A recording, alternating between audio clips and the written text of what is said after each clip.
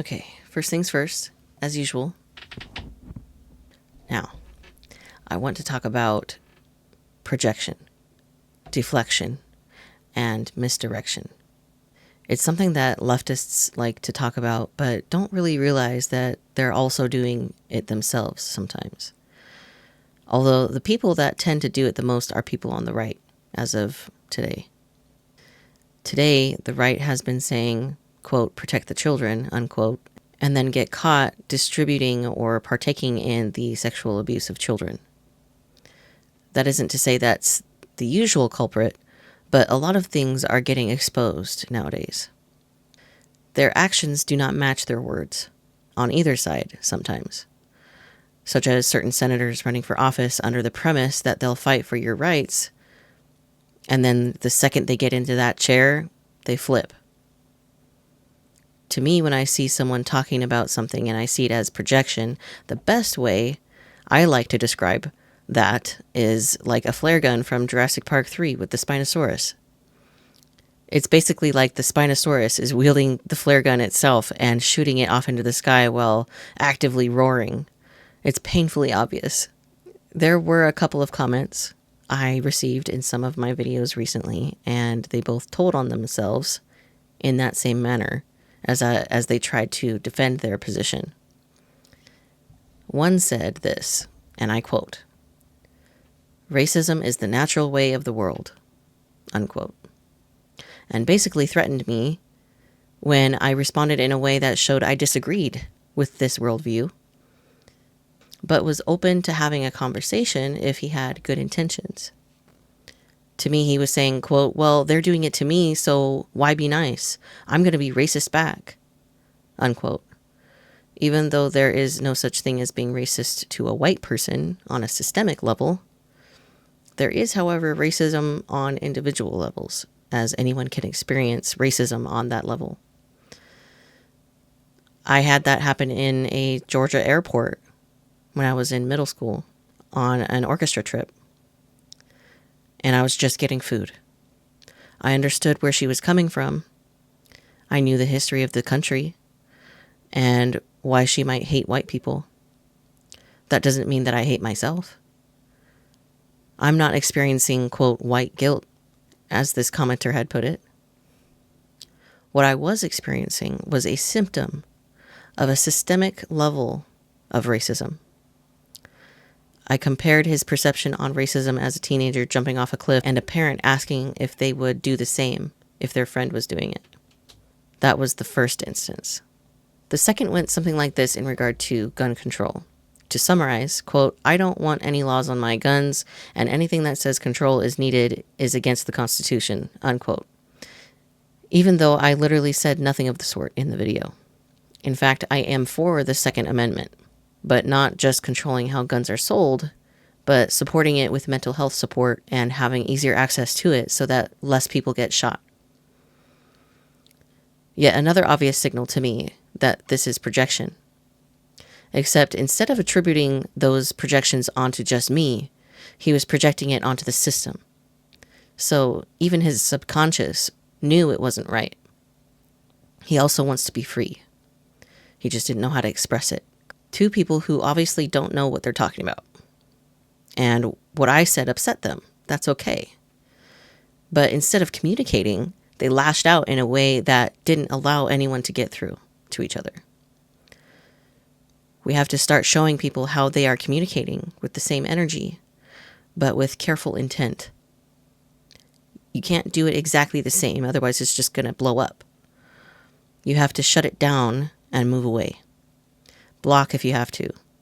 Refuse to interact with those who do not have the intention to have an actual conversation.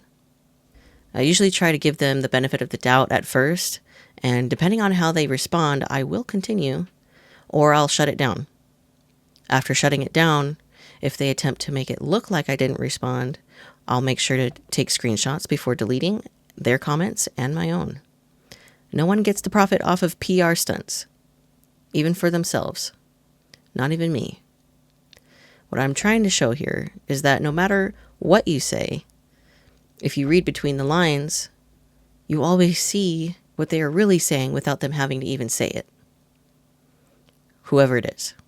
Doesn't matter.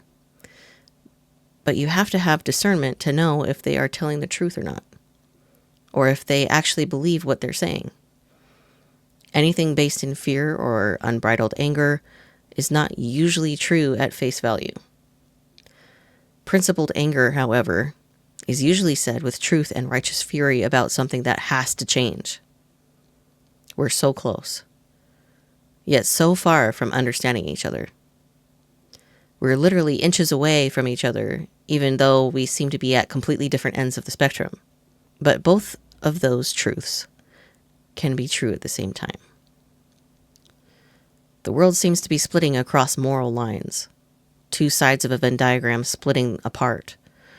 One person could switch to the other side if they gain or lose a piece or pieces of their worldview. These examples are just snippets of how this manifests in the physical. People read or listen to something, it triggers them, and so they project. They then deflect and then misdirect. And the cycle repeats. And it's all because the truth hurts. But they've been in survival mode for so long that people lash out at good things, or what that would allow them to free themselves. Critical thinking and discernment. Plain and simple. That's why I test the waters and respond the way that I do, so that I can see if they are actually willing to or are open to new perspectives. Even ones that are completely on the opposite end of the spectrum that they're on. But if not, that's okay. The work continues. But think if we could turn that Venn diagram into an infinity symbol. What would that look like? What if we could alchemize pain and turn it into power? But to do that, you have to confront the truth within yourself and the world around you. And a lot of people aren't willing to do that. You have to think about why people might be doing the things that the way that they do, and you have to think about how that might have come to be for that person. You have to see the cogs in the machine. Read things, base it off experiences you've had, in addition to studies that talk about those things, so that you have something to use as a foundation, whatever it is. Just start by confronting the truth in yourself first, and then let it lead you forward. That's how I got out of it. I let the little winds lead me forward. It sounds simple enough and like it won't do that much, but think about how hard a system like the one we're in has worked to make us feel uncomfortable with learning or learning hard truths. Ask yourself, why would a system want the people to be uneducated or have a hard time getting education? Why would a system want us fighting each other instead of fixing the real problems? Seriously, it's worth the effort. It really is. Lean on people you can trust. Lean on your faith, or lean on people you feel comfortable talking to about this stuff, like a therapist or something. Whatever you want. Just make sure you have a support system in place when you start decoding this survival pattern the system has on us all right now. It's also to help curb the possibility of spiritual psychosis or any other psychosis for that matter, because changing your worldview can really fuck with your mind. There's more to all of this than meets the eye, especially right now. We were never destined to fight with each other this much and in this way. This isn't normal and hasn't been for a while. Lean on community. Make new friends, if you can.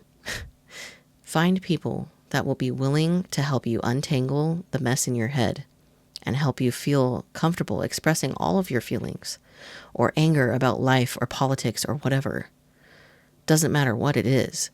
Just find people that will let you be you, and you'll see a better path forward than projecting, deflecting, or misdirecting.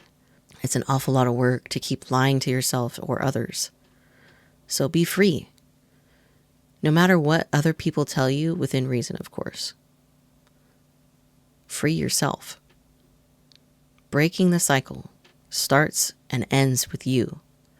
But it also starts with honesty and integrity, both with ourselves and each other. There's more good people out there. than you think. Just remember, keep your mind and your heart open. Peace.